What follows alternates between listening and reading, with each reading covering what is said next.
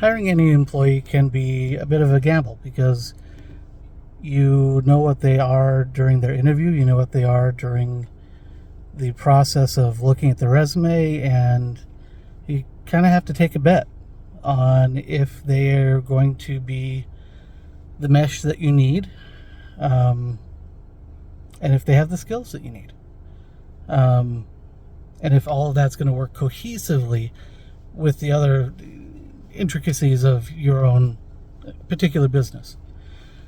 Now, when you look at hiring a veteran, there's something that comes with it that is hard to understand unless you're also a veteran. Veterans, while they're in the service, before they're veterans, especially if they are E5 or above, are fiercely protective of those that they serve with. Because even if you're not somebody's lead petty officer, even if you're not somebody's chief petty officer, if you are considered senior to them, generally you take them under your wing. And if they are part of your division, they're part of your group, they are your family. And that is a mindset that carries over into the civilian world. See, we're trained in the military how to develop that, but not how to undevelop it. And I don't know that we want to undevelop it. I think it's a critical thing for companies to have people who are fierce advocates for their coworkers outside of the formal management. And the reason for that, there are things that you experience and understand about people that you work directly with that management may not understand because they don't experience the same thing working with that person day to day, or how often you do or don't work with that person. And so you take them under your wing and you start interacting. And this is where veterans like myself get in trouble, because sometimes we interject into management because we care about our colleagues, because we care about our coworkers, because we are invested in the company and invested in the company's support system, which is its employees. And when you have individuals like this, you have to understand where they're coming from. It's not that they're trying to usurp power. They're not trying to say that they are a manager or anything else like that, or that they know best, or that they have all the information. But they're trying to interject as an advocate for somebody who has less experience, who doesn't feel comfortable interjecting for themselves, even to the point of talking to their manager, of being able to advocate for themselves. And so when you have these veterans that are willing to do that, they can help you retain employees that you might not be able to retain otherwise. And they can help you retain that experience and that bond that develops and grows through a healthy, nurturing work environment. And a healthy, nurturing work environment isn't I'm competing against you. It's I'm working with you and I'm competing against myself. My job isn't to beat what you do. My job is to beat what I do. My job is to be better than I am yesterday. Better today than I was yesterday. Better tomorrow than I was today. And some of those betterings are really hard to see, because it's not always in a tangible, quantifiable, trackable metric. And management gets into metrics and being able to track and quantify, but how do you quantify your bond to your coworkers and your company as a result of your bond to your coworkers because of having a healthy bonding with that person or with those people, rather than not having that. Because there's not a physical trackable asset that you can experience and track from the outside. The only way you can track that is by doing surveys and having honest feedback and having people feeling like they can tell you without you coming back and being like, why.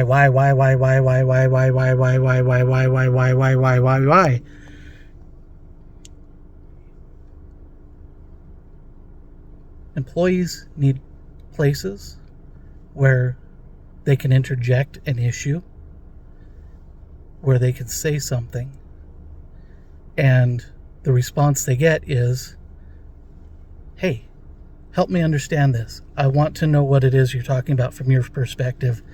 Am I understanding this right, how you're saying it? Okay, now that I know how you're saying it, this is the other information that can help you understand the rest of what's going on from sources that you don't have the information of. And rather than challenging somebody bringing the issue up, you embrace them bringing up the issue. You provide them with resolution in the manner and form that they need. Somebody that's speaking up for a coworker doesn't need the private details unless that coworker has shared it and says, the coworker tells them, I want to know what's going on with blah, blah, blah, blah, blah. If they've literally told that to you, that is your verbal consent to ask for that from the company. And the company can say, hey, you know what? Thank you for bringing that up. We don't feel comfortable saying the direct data because that could be compromising personal information, which is a good answer, by the way. And we will bring up to the coworker that you interjected, you got us informed of what they were feeling. Verify that is that what you're actually feeling, and then provide them with the information that was being interjected to find out. And all of a sudden, this evolution becomes a healthy circle where people build trust with each other, and a bond is created that makes people want to come back and ask themselves for themselves. This person who may not have felt comfortable asking a question now feels comfortable answering a question. I hate phone calls. I hate the need for immediacy for providing an answer because somebody just asked me a question. Because so often I say something, and if I give myself a second to think about it, or a day to think about it, or an hour to think about it, I come up with a better expression of intent and thought than I would have if it was over the phone. And I stumble into things that I didn't mean because the words came out wrong. But in an email, in a message, text, letter, I can express myself and use the words I want carefully. And as I'm putting it together like that, the frustration goes away. And so when I'm writing something or typing something, I don't generally have anger in it. I don't have, from my perspective, me writing, I don't use angry words. I may make statements or bring up issues that make other people feel uncomfortable and might make them question what the problem is. But a lot of times that's because the person reading it is reading into it. They're not reading to understand, they're reading to the reading to respond. If you read to understand, you start having this approach where it's not a combative, this person's trying to attack me. It's a, let me understand what this person's saying and let's find a resolution. But I need to understand it from their perspective, and then I can help them understand it from my perspective. And once that understanding is had both ways, you can communicate effectively.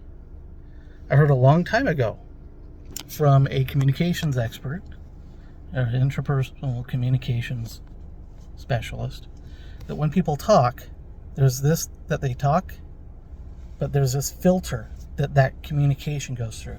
And that filter is all of their experiences, it's all of what they have had shape who they are. And what they're saying is going through that. And then it hits the other person's ears.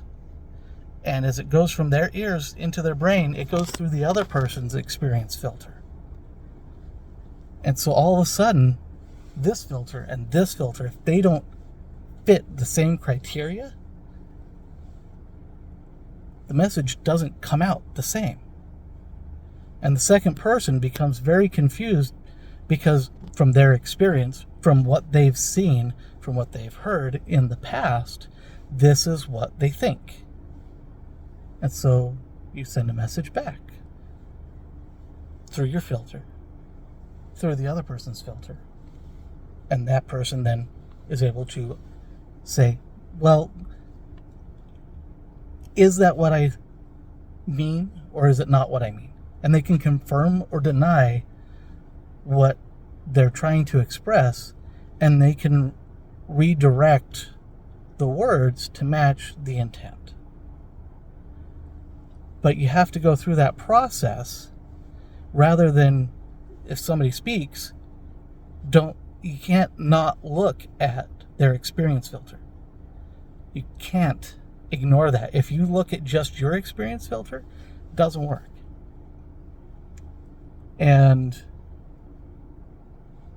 it can be frustrating. It's a huge part of miscommunication in my perception.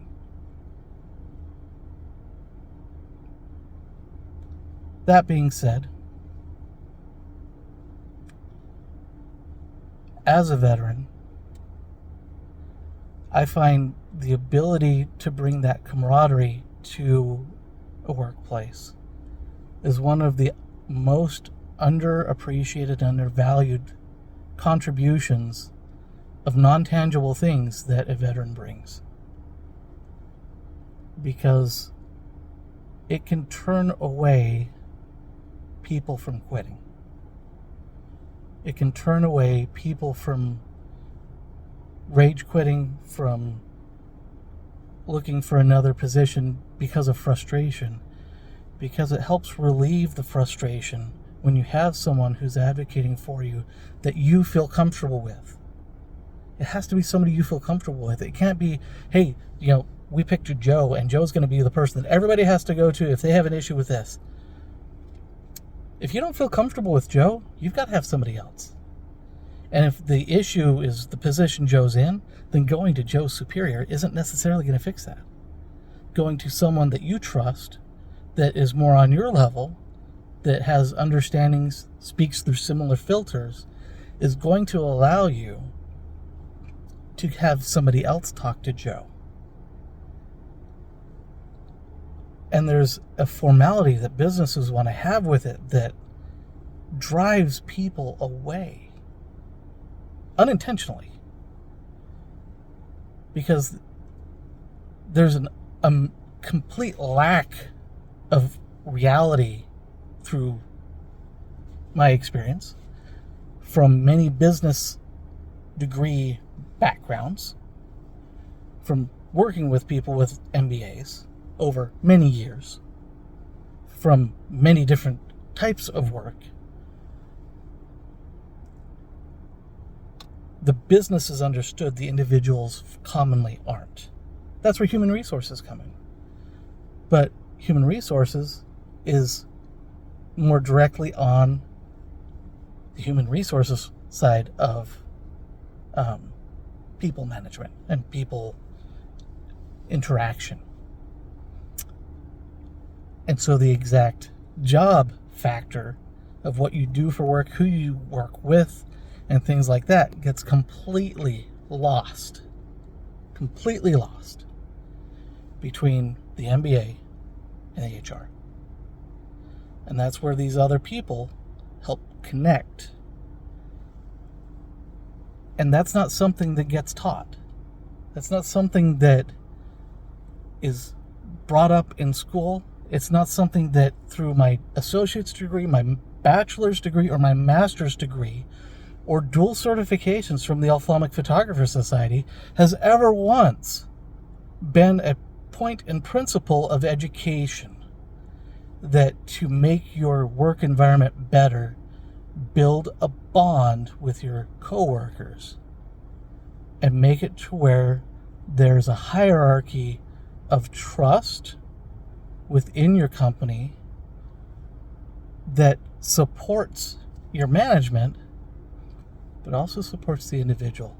Because if the individual isn't acknowledged as who they are and as being valid, what the hell do they care about your company for? Why are they going to put any type of personal dedication into your investment? They can get a job somewhere else. They can get paid by somebody else. No company is the one source for employment for a person. As long as the person's willing to look, there is a job out there for them that they qualify for, that is in the same field, that will pay them the same amount or more. Most employees that go to other companies get pay raises up to 20% going to those places where they're working at. They may only get a 3% increase on the annual. But if they switch jobs every 3 years, they can get a 20% boost, and that's going to get you a lot more pay, a lot faster, and help you live the lifestyle that you like a lot easier than staying at the same place.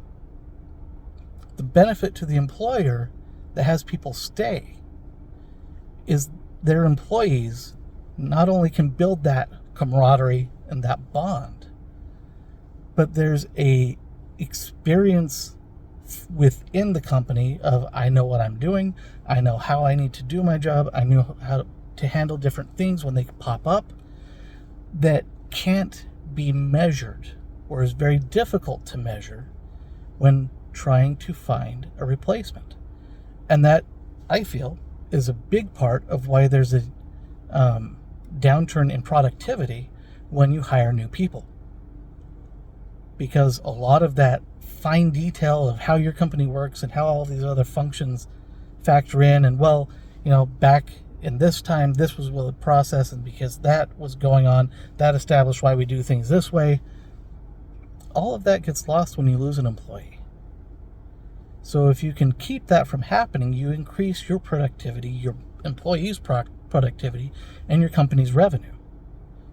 So you lose money when you have to hire somebody at a higher rate because the person that you left got a higher rate somewhere else, and you can't hire somebody at the same rate that they were at to get the same quality. You have to pay more to get the same quality of person. And then you have to integrate them. And so you're out the same amount of money, if not more, and then you're slowed down, which decreases productivity, which decreases your return on investment of your employees. Workplace environment, I don't want to work in a place where I work with family. I don't want to feel like we're a family here. If you haven't noticed, there's a lot of dysfunctional families out there. But if you get a tight-knit group of friends, that's a group of people that love to go to work, even if they know it's going to suck, even if they know it's going to be a hell of a day and there's nothing they can do about it, but just try to survive and make it happen as best they can. You know what? It's about the best group you'd ever want. You wouldn't want anything less for your ideal company. There's not a single businessman out there that wouldn't want their employees to know what they were doing, know how they all work together, to have that kind of balance and bond that allows them to go through heaven and hell to get something done for the company. Because when they get something done for the company and they do it with a great attitude, and because they do it because they like working with each other and how they're working, all of a sudden you're making even more money. Do you not want to make more money? Invest in the bond. Invest in the employees. Invest in the employees' bond with each other. Accept the bond and nurture the bond in a healthy way. Healthy psychologically, and healthy financially, and healthy in a HR way. Because let's face it, some guys, we're just a guy and can turn back into teenagers, and you don't want to have grown adult acting like teenagers, throwing out crass things in front of people that will respond and deter business. So that's why the HR factors. So it's got to be healthy in many facets. But if you want to have a really, really successful business, if you want to have a really, really successful site, regardless of what the company is doing, it doesn't matter if it's Retina, it doesn't matter if it's a hospital, it doesn't matter if it's a police force, it doesn't matter if it's the military, it doesn't matter what company it is. It's the same for all of them. If you work with a group of people and you have a bond to those people, you will sacrifice and help those people more proactively because they're your friends.